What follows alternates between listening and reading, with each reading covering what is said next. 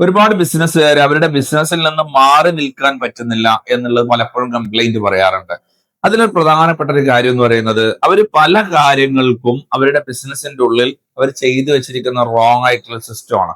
അതായത് എല്ലാ കാര്യങ്ങളിലും എന്നോട് അപ്രൂവൽ വാങ്ങണം എന്ന് പറഞ്ഞിട്ടുണ്ടാവും. അപ്പൊ ഈ അപ്രൂവൽസ് വാങ്ങണം എന്ന് പറയുമ്പോൾ സ്വാഭാവികമായിട്ട് ഓരോ മൂവ്മെന്റുകൾക്കും അപ്രൂവൽസ് വാങ്ങി വരുമ്പോൾ എന്താ സംഭവിക്കുക? ആ അപ്രൂവൽസ് കിട്ടിയതിന് ശേഷമല്ലേ മൂവ് ചെയ്യാൻ പറ്റുള്ളൂ. അപ്പൊ അവിടെ വരുന്ന ഒരു ഡിലേ ആയിരിക്കാം. അപ്പൊ സ്വാഭാവികമായിട്ട് ഇയാൾ അവിടെ സാന്നിധ്യം ഫിസിക്കലി ഇല്ലെങ്കിൽ പ്രശ്നമാണ്. അപ്പൊ നിങ്ങളുടെ ബിസിനസ്സിലെ ഫിസിക്കൽ സാന്നിധ്യത്തിന് ഈ അപ്രൂവൽസിന് വേണ്ടിയിട്ടാണെങ്കിൽ അതിന്റെ ആവശ്യമില്ല. ഡിജിറ്റൽ സംവിധാനങ്ങൾ ഒരുപാടുണ്ട് എന്നുള്ളതാണ്. അത് വാട്സപ്പിലൂടെയും അതല്ലെങ്കിൽ മെയിലിലൂടെയൊക്കെ നിങ്ങൾക്ക് നൽകാം. അപ്പൊ നിങ്ങൾ ഫിസിക്കലി അവിടെ നിൽക്കണമെന്നില്ല. അത് കോളിലൂടെ ആവാം. അതുപോലെ തന്നെ ചില ആളുകൾക്ക് കൺസൾട്ടേഷൻസ്, അതായത് ഓരോ വിഷയങ്ങളും ഓഫർ കൊടുക്കണോ, അതിൽ ഡിസ്കൗണ്ട് ചെയ്യണോ, അതല്ലെങ്കിൽ ഈ സാധനം ഓർഡർ ചെയ്യണോ, ഇങ്ങനെ തുടങ്ങിയ ഒരുപാട് കാര്യങ്ങൾ കൺസൾട്ടേഷൻ കൊടുത്തിട്ടുണ്ടാവും. ഇതിന് കൃത്യമായിട്ടുള്ള നിങ്ങൾ അവരുടെ JD സെറ്റ് ചെയ്ത് കൊടുക്കാം.